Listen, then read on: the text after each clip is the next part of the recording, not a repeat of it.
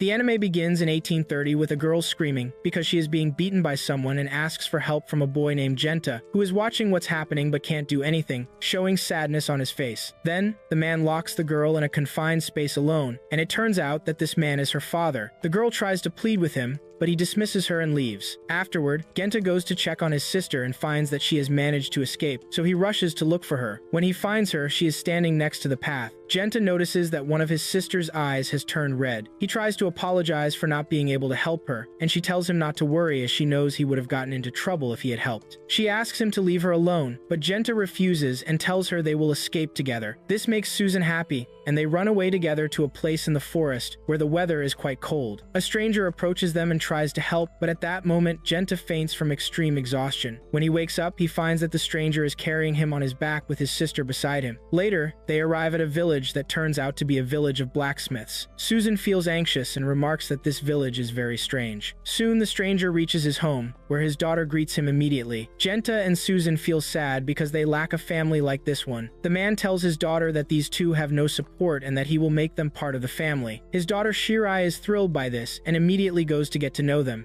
asking for their names. They introduce themselves as well. Shirai says, "Let's be friends," and Genta responds, "Okay, Shirai-chan," but she tells him not to call her that since they will be family from now on. Genta looks shocked and can't believe what's happening. Night falls, and Genta wakes up to see the man cleaning his sword. Genta asks him, "Are you a samurai?" The man replies, "No, I'm a guard who protects important people." Genta is amazed by the man's sword. The next morning, Shirai goes out to the pool with Genta, and Susan joins them along with their new friend as they finish up and head home. Later, Shitsu asks Shirai why she eats so much dango and tells her she should eat more vegetables since they are healthier. Shirai responds that she can't do that because she loves them, especially because her mother is skilled at making them. Afterward, Shitsu goes to her mom to answer her call, and the three of them continue their way home. Genta asks Shirai about her mother, and she tells him that her name is Yukaz, and that she's the one who allowed them to stay in the city, asking if she doesn't leave the shrine, right? Shirai confirms and explains that she belongs to the Itsuke Hime, saying this name identifies those who possess the power of fire. She's the only one who can use this power, and her father is her guard. She tells him that this power should not be used with ordinary people so it doesn't lose its strength. She also shares that she hasn't seen her mother in many years, feeling sad. 3 years pass, and Genta starts training with Shirai's father in wooden sword fighting but gets defeated. Genta states that he hasn't made any progress. Shirai's father assures him that he is improving but hasn't shown his strength yet. He also informs him that he will improve significantly in the coming years but needs to focus. The man then mentions he has to go to work. Shirai gives her sword back to her father, reminding him not to forget it. They all say their goodbyes. Shirai goes to check on Genta and asks how he's doing. He tells her he's fine, but that she should stop doing that. Shirai insists she's his big sister and should encourage him. Genta reminds her that he's older than her, so how can she be the big one? Shirai claims she's the most organized sister in the house, so that makes her older. Then Susan wakes up and comes to them, asking what happened. Genta tells her there's nothing. Shirai informs them that it's breakfast time, and both girls stretch out their hands to Genta to help them. Genta becomes a great warrior and protector of the village after the death of Shirai's father, Motoharu. There is a meeting at the shrine, and the priestess tells him he fends off demons very effectively every time he fights them, and that's admirable. Genta responds that he is just doing his duty to the village, nothing more. The priestess asks him what kind of demon it is this time. Genta replies that it is disguised as a human to try to sneak into their village unnoticed. The head guard mentions that it wanted to kill the priestess and tells them that demons can live for thousands of years, but if they eat the priestess's liver, they become immortal. One of the guards states that they have not yet confirmed the presence of this demon, and they cannot verify this conversation. The head guard replies that it doesn't matter and informs them that the previous priestess, Yukaz, was killed by one of the demons, and they managed to defeat the beast when Motoharu sacrificed his life for it. The priestess believes that the demons are trying to find the sword Yurai, which is the sacred sword passed down through generations and is vital to the demons. The head guard adds that this sword was crafted with great skill in this city and has had great magical powers for a century without losing its effect. And now the demons want to seize this magical power, which he believes is true. The guard Kiyomasa tells the head guard that there's no cause for concern, as the Itsuke Hime has 2 guards protecting her, and he doubts that this strange man, Genta, has any talent aside from wielding his sword. Genta asks Kiyomasa if he has a problem with him. The priestess intervenes, reminding them that this place has its respect, and such silly problems shouldn't happen here. Genta apologizes, and the priestess asks Kiyomasa if he's not a guard too. He confirms and states that he only guards her. The head guard tells them that the meeting is over, and they leave, except for Genta, which angers Kiyomasa. The priestess asks Genta if he's alone outside. He confirms. She then tells him to leave the formalities aside and steps out to him, surprising Genta. The priestess tells him she's previously requested that he interact with her without any formalities. He replies that she's the priestess, and he has to respect her. She asks him to call her by her name when they are alone, as he's the only person left who can call her that. Genta calls her by her real name, Shirai, causing her to blush. Shirai tells Genta that she's being selfish by relying on him for everything. Genta reassures her that it's not a problem at all, and that the Itsukehime is meant to have a guard to rely on. Shirai thanks Genta and mentions that Susan is also here and waiting for him, asking Genta to come with her to see her. Genta goes to Susan, who is sleeping. He mentions that if anyone finds out she's here, she could face execution because of the shrine's rules. Shirai expresses that she wanted to see him since he hasn't returned home for 3 days while fighting demons. Genta replies that this also breaks the shrine's rules. He then wakes Susan up, telling her he misses her but that she shouldn't come here again as this shrine is off limits to her. Susan questions why she can't come as she pleases. Genta explains that those are the rules,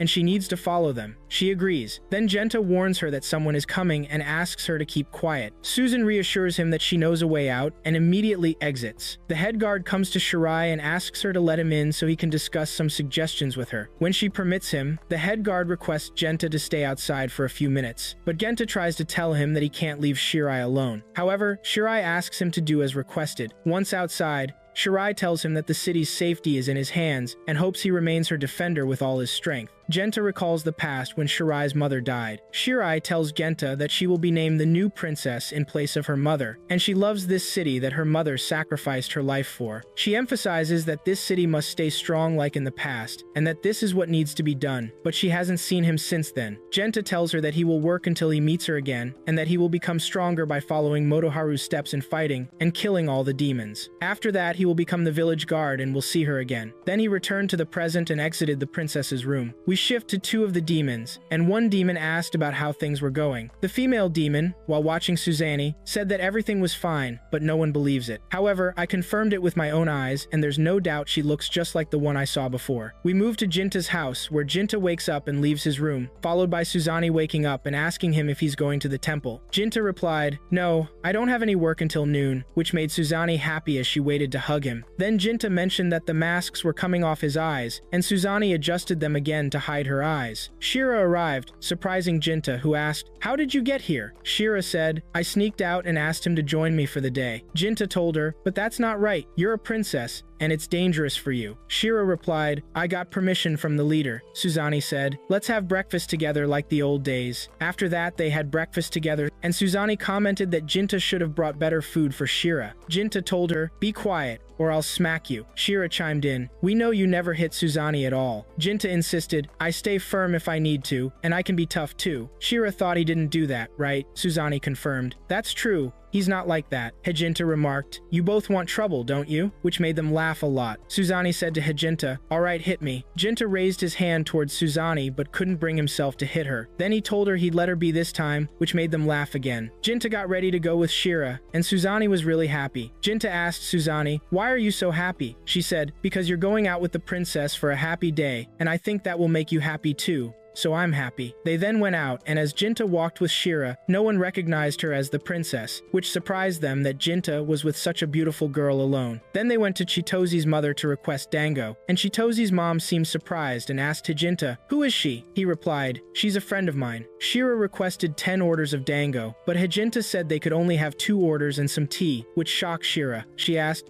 "Didn't Chitozi's mom recognize me?" Jinta explained, "She hasn't seen you in many years, so she doesn't remember you." Shira replied, "I kind of expected that."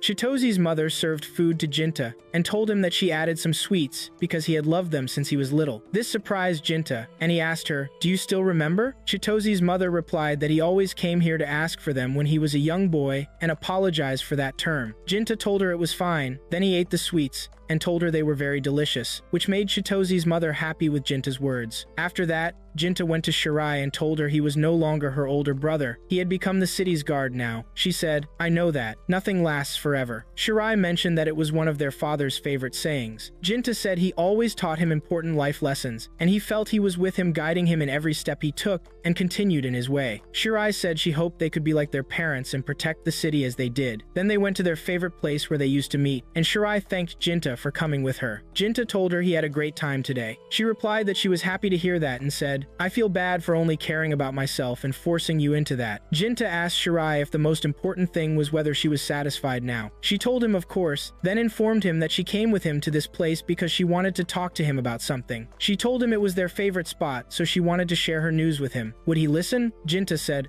of course. Shirai told Jinta she was going to marry Kiyomasa, and the leader came to her yesterday and told her that she must bear a successor so she wouldn't end up like her mother. She informed him that Kiyomasa was a guard and was also born in the city, and he would later become the city's chief. I think our marriage will be for everyone's benefit, and I lean toward this agreement. But if I speak as Shirai, I love you, Jinta, but I must live as a princess now. I'm not Shirai anymore. I intended to go with you to a faraway place and start a new life, just the two of us. But I think you wouldn't agree? Jinta replied that of course he would refuse. Shirai said to him, because you don't love me. He told her it was because he swore to protect this city and the princess, not Shirai. He informed her that he learned and trained hard for this moment, and if he ran away with her, he believed he wouldn't be able to live like that, and he would have wasted all his time training, which would be an insult to him. Shirai said, you and I are very similar because when everything ends, we can only prefer how to live our lives over who we live with. She told him she chose to become a princess, and she couldn't look at him if she gave up that identity. She said if her steps on this path were wrong, the same would be true for her feelings toward him. Therefore, she would continue to live as a princess until he remained loyal to her and kept loving her until the end. He told her, if so, I will remain the guard until I protect you until the end. Next, we move to Suzune, who is alone and feeling anxious. Then we shift to the temple where Shirai informed Jinta about two demons wandering in the forest and instructed him to go eliminate them while Kiyomasa would protect her. Jinta said to her, okay, I will take them out as quickly as possible, and wished Jinta good luck. After that, Jinta left the temple and Kiyomasa was waiting for him. Then Kiyomasa called out to him, stopping Jinta,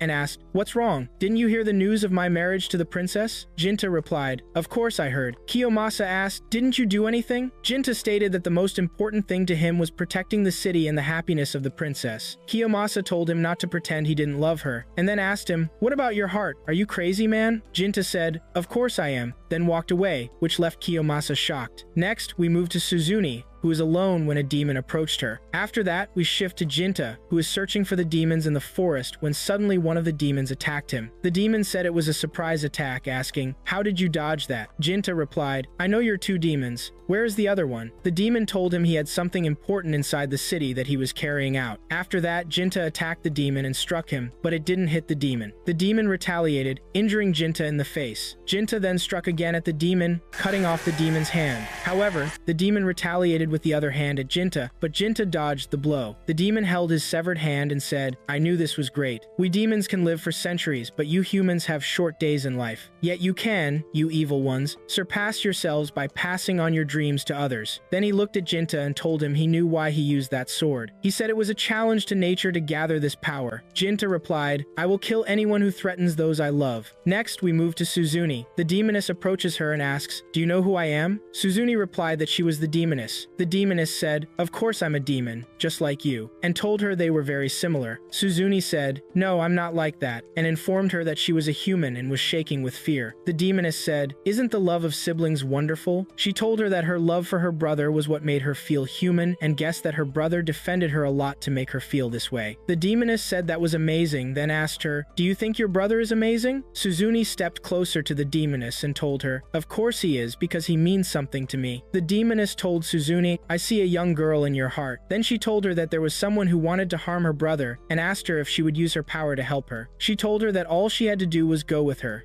Demons do not lie. The demoness extended her hand to Suzune, but Suzune refused, saying, that's impossible. Even if you can't harm me, you might expose my brother to danger. The demoness said to Suzune, okay, will you stick to your opinion when you see this? She made her see the future, showing her Shirai's wedding to Kiyomasa, then said to Suzune, I possess the power of foresight and I can share the future with others, and they get a brief glimpse only.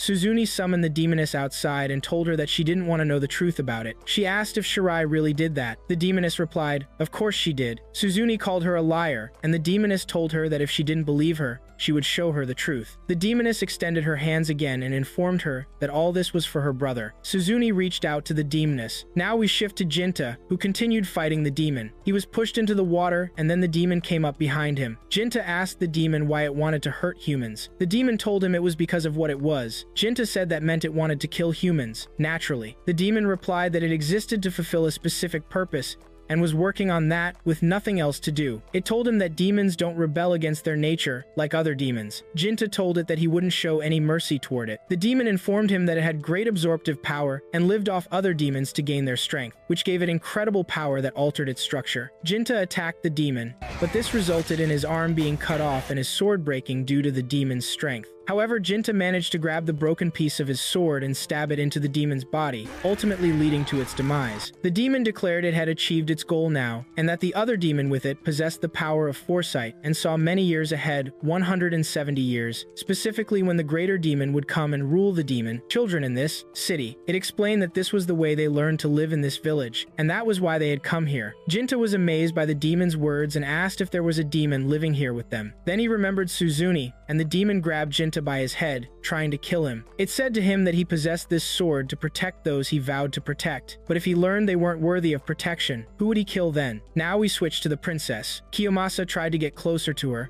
but she pushed him away. She told him that they had to ensure the demons were killed by Jinta first. He told her that this was the right time, and that if they didn't get married now, they would do so in front of Jinta. Then he stepped away from her and said the decision was hers. The princess began to cry. She focused on Kiyomasa and told him she was wrong, she should marry him now for the sake of the city. She approached him, but they were suddenly interrupted by the demoness, who came in with Suzune. Suzune saw what happened and asked the princess why she was doing this. We switch back to Jinta, who woke from unconsciousness and was shocked to find his arm after it had been cut off. He rushed to the city to check on Suzune, and the whole city was entirely on fire. Now we return to the princess, and Suzune told her that she thought she loved Jinta, but she believed the princess was ready to settle for any young man, wasn't she? The princess replied, no, that's not true. Suzune insisted, then explain to me what's happening. Then Jinta arrived at his house, but he didn't find Suzune. He took the sword and rushed to the princess's house. We shift to the princess's house, where Suzune asked why she did that to him. I worked hard to get you both to love each other, and I want to see Jinta happy always, and you're doing this after all of it? The princess replied to Suzune, I know you did that for Jinta, but you should keep your body and mind from growing up so you can remain his little sister. Suzune said, I used to believe you, and I was willing to bear all this for you. The princess responded to Suzune, I'm sorry, but I am just one person now, and I am the princess who must protect the whole city because that's the only way I can repay Jinta's feelings. Suzune asked the princess if she was serious. You're going to leave your love for my brother for these strangers? After that, she removed the blindfold from her eyes and began to laugh, asking if she enjoyed making her look like a fool. She demanded that the princess shut her mouth and not move. The demoness told Suzune, now you see what I told you,